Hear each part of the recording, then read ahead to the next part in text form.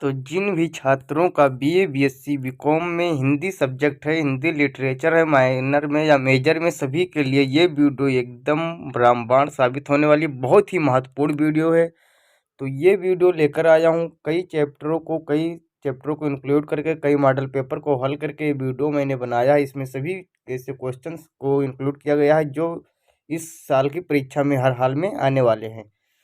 तो हेलो दोस्त, आप लोगों को प्यार भरा नमस्कार। मैं अखिलेश कुमार स्वागत करता हूं आपका आपके YouTube channel B student classes में। तो आज की वीडियो में हम जानेंगे कि जो हिंदी का बीए फर्स्ट सेमेस्टर का हिंदी का समाज मतलब क्वेश्चन पेपर है, इसके बारे में रिलेटेड जितने भी इम्पोर्टेंट क्वेश्चन है इस वीडियो में मैं लेकर आया हूँ। इस पीडीएफ के माध्यम से आप लोगों को सभी क्वेश्चंस और आंसर सहित मिल जाएंगे। तो बिना देरी किए आप लोगों को फटाफट वीडियो को लाइक कर देना है और चलिए हमारे साथ क्वेश्चन को तैयार करना है।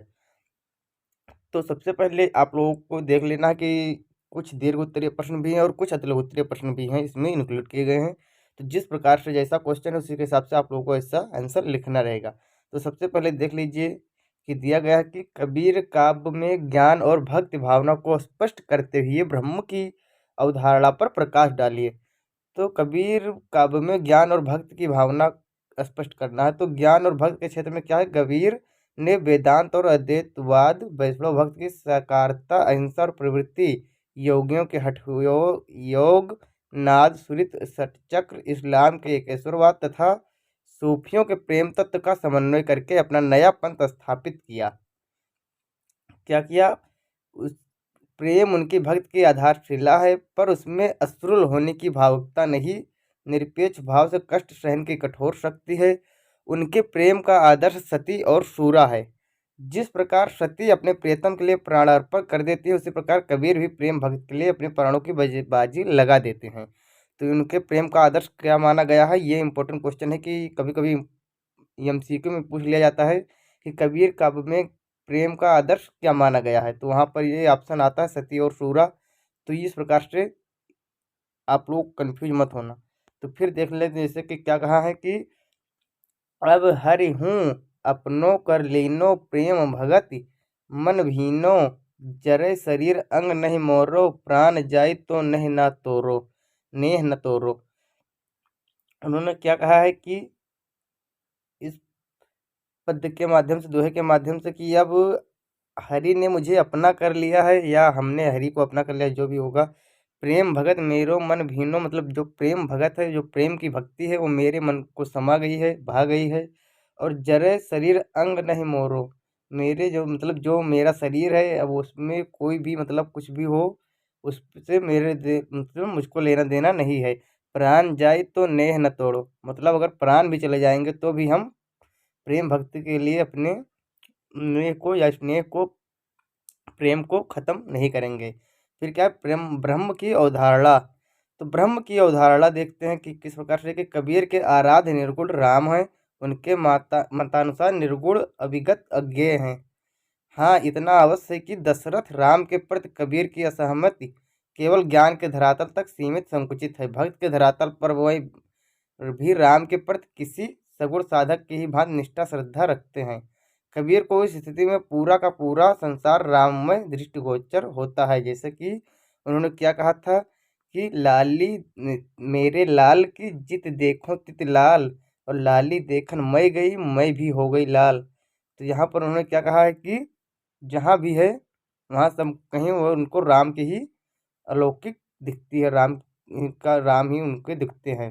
तो इस प्रकार से इसका मतलब दोहे का व्याख्या होता है। फिर क्या है, कबीर का काव्य और साधनात्मक रहस्य विषय पर एक टिप्पणी लिखिए। तो इससे पहले आप लोगों से मेरी एक छोटी रिक्वेस्ट है कि आप लोगों ने अभी तक वीडियो को लाइक नहीं किया तो वीडियो को लाइक कर दे, चैनल पर नए हैं तो चैनल को सब्सक्राइब करके बेल नोटिफिकेशन को जरूर दबा देना। और साथ में यदि आप लोग ज्वाइन करना चाहते हैं तो व्हाट्सएप ग्रुप को ज्वाइन कर लेना पीडीएफ डाउनलोड करने के लिए, और टेलीग्राम चैनल पर पूरे पीडीएफ उपलब्ध हैं, वहाँ भी आप लोग विजिट कर सकते हैं। अबाउट सेक्शन में सभी चीज़ों का मतलब सभी सोशल मीडिया का लिंक दिया गया है। आचार्य रामचंद्र शुक्ल ने रहस्यवाद को साधनात्मक रहस्यवाद माना है। साधनात्मक रहस्यवाद में नीरसता और जटिलता के दर्शन होते हैं।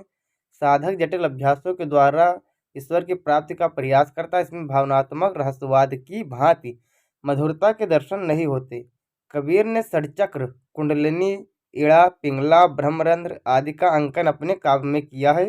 कबीर के साधनात्मक रहस्यवाद का एक उदाहरण द्रष्टव्य है, जैसे कि मतलब उसे दिखाया गया है यहाँ पर कि अष्टदल कमल निवासिया, चहुको फेर मिलाई रे, रहूं में बीच समाधिया, तहाँ काल ना पासे आई रे, अष्ट कमल दल भीतरा, तहाँ श्री रंग खेल कराई रे, सतगुर मिले पाइये, नहीं तो जन्म अकारथ जाई रे। तो ये उनका सभी का इसमें मतलब दिया गया है, वर्णन किया गया है। फिर देख लेते हैं कि कबीरदास जी का जन्म कब हुआ था। बहुत इंपॉर्टेंट क्वेश्चन अब लोग उत्तरे के आगे हैं कि कबीरदास का जन्म कब और कहाँ हुआ था। तो कबीर का जन्म 1398 ईस्वी में काशी में हुआ था। मुसलमानों के अनुसार कबीर के गुरु कौन थे। तो मुसलमानों के अनुसार कबीर के गुरु सूफी फकीर शेख तकी थे। फिर क्या कबीर किस शासक के समकालीन थे। तो कबीर सिकंदर लोदी के समकालीन थे। फिर नेक्स्ट क्वेश्चन क्या दिया गया है कि कबीर को वाणी का डिक्टेटर किसने कहा है।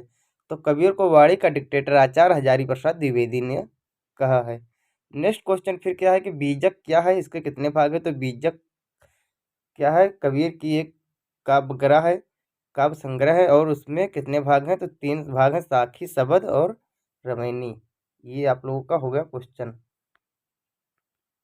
सॉरी दोस्तों, अरे जा भाई। फिर क्या है कि कबीर के पारिवारिक सदस्यों का नाम उल्लेख कीजिए। तो कबीर के पारिवारिक सदस्यों के नाम इस प्रकार हैं। माता पिता नीमा और नीरू, यानी कि कुछ मतलब अभी मतलब उसके बारे में मतभेद है। नीमा और नीरू नामक जुलाहे दंपति ने इनको पाला पोसा था। पत्नी का नाम लोई था और पुत्र का नाम था कमाल और कमाली। कबीर का निधन कब और कहाँ हुआ था। तो कबीर का निधन 1518 ईस्वी में मगहर में हुआ था, जो कि काशी में ही पड़ता है। काशी के मगहर नामक स्थान पर हुआ था। जायसी का जन्म कब हुआ था। तो जायसी के जन्म वर्ष के विषय में विद्वानों में मतभेद है। कुछ विद्वान इनका 1493 मानते हैं तो कुछ 1463 ईस्वी मानते हैं। जायसी के गुरु का नाम बताइए। तो जायसी के गुरु का नाम अंतस्सा अंतस साक्ष्यों के आधार पर जायसी के 2 गुरुओं के नाम सामने आते हैं, सैयद अशरफ और मुहीउद्दीन। जायसी ने अपने पूर्ववर्ती कितने प्रेमाख्यानों का उल्लेख किया है। तो इनके 4 प्रेमाख्यान मिलते हैं, मुग्धावती, मृगावती, मधुमालती और प्रेमावती। जो कि मृगावती सबसे ज़्यादा फेमस है, काव्य संग्रह है। सबसे ज़्यादा जो फेमस है वो मृगावती ही है। फिर क्या है,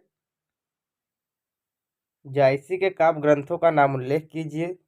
तो जायसी के सबसे पहले जो है कौन, पद्मावत, अखरावत, आखिरी कलाम, चित्ररेखा, कहरा नामा, मसला नामा तथा कान्हावत जायसी के काव्य ग्रंथ हैं।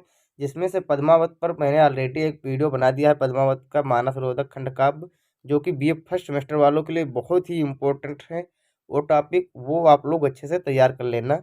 और सभी मतलब उसमें जितने भी दोहे हैं मैंने पूरा का पूरा, जितने भी मतलब उसमें काव्य पंक्तियां हैं सबका प्रसंग संदर्भ सहित वहाँ पर व्याख्या मैंने कर दिया है। तो वहाँ पर आप लोग विजिट करके देख सकते हैं। आचार्य रामचंद्र शुक्ल ने अपने साहित्य के इतिहास में जायसी के कुल कितने ग्रंथों का नाम उल्लेख किया है। तो उनके 3 ग्रंथों का उल्लेख किया है। कौन, आखिरी कलाम, अखरावट और पद्मावत। सबसे ज़्यादा इनका फेमस है जो पद्मावत। आप लोगों ने एक मूवी भी देखी होगी पद्मावत। अगर वो मूवी आप लोग देख लेते हैं तो सेम उसी टाइप का मतलब पद्मावत की कहानी रहती है। जायसी कहाँ के रहने वाले थे और किसके समकालीन थे। तो जायसी उत्तर प्रदेश के अमेठी के निकट जायस के रहने वाले थे और शेरशाह सूरी के समकालीन थे। जायसी का काव्य ग्रंथ अखरावट की एक विशेषता बताइए। तो अखरावट में देवनागरी वर्णमाला के एक एक अक्षर को लेकर तत्व ज्ञान संबंधी बातें कही गई हैं। फिर क्या है, चित्ररेखा किस प्रकार का काव्य है। तो चित्ररेखा एक लघु प्रेमाख्यान काव्य है। किस आलोचक ने पद्मावत को अपने ढंग की अकेली ट्रेजिक कृति कहा है। तो विजय देव नारायण शाही ने कहा है। पद्मावत में कितने चौपाई के बाद एक दोहा आया है। तो पद्मावत में 7 चौपाई के बाद एक दोहा आया है। फिर क्या, पद्मावत की भाषा कैसी है। तो पद्मावत की भाषा ठेठ अवधी है। आखिरी कलाम में किसका वर्णन है। तो आखिरी कलाम में कयामत का वर्णन है। फिर देखते हैं नेक्स्ट क्वेश्चन कि केशव दास की रचनाओं के नाम लिखिए। तो केशव दास जी अपने कृतित्व द्वारा साहित्य को 10 ग्रंथों से सुशोभित किया है। वह ग्रंथ इस प्रकार से हैं। नंबर 1 रतन बाउनी, रसप्रिया, नखशिख, बारहमासा, रामचंद्रिका, कवि प्रिया, छंदमाला, बीरे सिंह देवचरित, विज्ञान गीता, जहांगीर, जस चंद्रिका। आप लोगों से पूछा जाए कि केशवदास जी कौन से काव्य कौन सी काव्य धारा के थे या कौन से युग के थे, तो ये कौन थे, रीत काल के कवि थे। ये रीत काल के कवि माने जाते हैं। ये कौन माने जाते हैं, रीत काल के कवि माने जाते हैं। और फिर क्या है, केशव की रचनाओं पर दरबारी प्रभाव का परिलक्षित होता है, स्पष्ट कीजिए। फिर देख लीजिए, थोड़ा लॉन्ग क्वेश्चन है, ज़्यादा लॉन्ग भी नहीं है। कि केशव दरबारी कवि थे, सीधे साधे वर्णनों का कोई मोल नहीं होता, इसलिए उन्होंने प्रत्येक प्रकृति वर्णन के साथ अलंकारों के चमत्कार का समावेश किया है। केशव के चमत्कार प्रदर्शन करने से अलंकार उनके काव्य में सहायक होने के स्थान पर श्राद्ध बनकर रह गए हैं। ऐसा विदित होता है कि पहले केशव अलंकारों के प्रयोग को निश्चित कर प्रकृति का चित्रण करते थे। केशव ने अपने प्रकृति चित्रणों में हठपूर्वक अलंकारों का समावेश करके उन्हें अलंकारों का अजायब घर सा बना दिया है। एक उदाहरण देखिए, अति निपट कुटिल गति यद्यपि आप तहु तहु देत शुद्ध गति छुअत आप, कुछ आपन अब अधगत चलंत भूल पतितन कहाँ अरध अनंत। तो इस प्रकार से इनके देख लीजिए कि इनके जो रचनाएं हैं उसमें अलंकारों का अधिकता पाई जाती है। फिर क्या है, केशव कैसे कवि हैं, तो रीतबद्ध कवि हैं। राम के चरित्र को आधार बनाकर केशव ने किस ग्रंथ की रचना की है, तो रामचंद्रिका की। केशव को हृदयहीन किस आलोचक ने कहा है, तो आचार्य रामचंद्र शुक्ल ने। फिर क्या है, कठिन काव्य का प्रेत किस कवि का विशेषण है, तो आचार्य केशवदास जी का है। फिर देख लेते हैं कि बिहारी का संक्षिप्त जीवन परिचय प्रस्तुत कीजिए। ज़्यादा लंबा क्वेश्चन ये भी नहीं है। और इसी के बाद हमारा खत्म होता है कि बिहारी के जन्म, बालकाल और तरुणावस्था के संबंध स्थानों का उल्लेख एक दोहे में प्राप्त होता है, जो बिहारी का लिखा हुआ माना जाता है, पर बिहारी तस्वीर में इसको सम्मिलित नहीं किया गया है। वह दोहा इस प्रकार है। जन्म ग्वालियर जानिए, खंड बुंदेले बाल, तरुणाई आई सुखद, मथुरा बस ससुराल। बिहारी का जन्म ग्वालियर के निकट वसुधा गोविंदपुर नामक गांव में संवत 1652 ईस्वी में हुआ था। इनके पिता का नाम केशव राय था। यह निम्बार्क संप्रदाय के संत नरिहर दास के शिष्य थे। बिहारी ने इन्हीं से संस्कृत प्राकृत के काव्य ग्रंथों का अध्ययन किया। बाद में बिहारी मथुरा चला गए, वह एक ब्राह्मण कुल में इनका विवाह हो गया, तब से ये वहीं रहने लगे। इस बीच बिहारी ने फारसी काव्य का रचना का अभ्यास किया। कालांतर में बिहारी शाहजहाँ के कृपा पात्र बन गए, जिससे अन्य राज परिवारों से इनका अच्छा संपर्क बन गया। संवत 1702 ईस्वी में के आसपास बिहारी जयपुर गए। वहां इन्हें पता चला कि महाराज जयसिंह अपनी नवविवाहिता रानी के प्रेम में मुग्ध होकर अंतःपुर में ही निवास करते हैं। सामंतों की सलाह से बिहारी ने महाराज के पास निम्नांकित दोहा प्रेषित किया। दोहा क्या दोहा था, वो नेक्स्ट वीडियो में आपको प्रोवाइड करा दूंगा। और चलते हैं, आज के लिए इतना ही। नेक्स्ट वीडियो में नेक्स्ट टॉपिक और अच्छे से डिस्क्राइब करेंगे। कल जो मैंने वीडियो डाला था उस पर भी आप लोगों का अच्छा रिस्पॉन्स आया है। ऐसे ही आप लोग प्यार दुलार बनाए रहिए, और साथ में आप लोगों के सपोर्ट से ही सब कुछ हो पाता है। और जितने भी लोग हैं सबसे मैं निवेदन करता हूँ कि आप लोग मॉडल पेपर को टेलीग्राम चैनल पर या व्हाट्सएप ग्रुप पर शेयर कर दीजिए।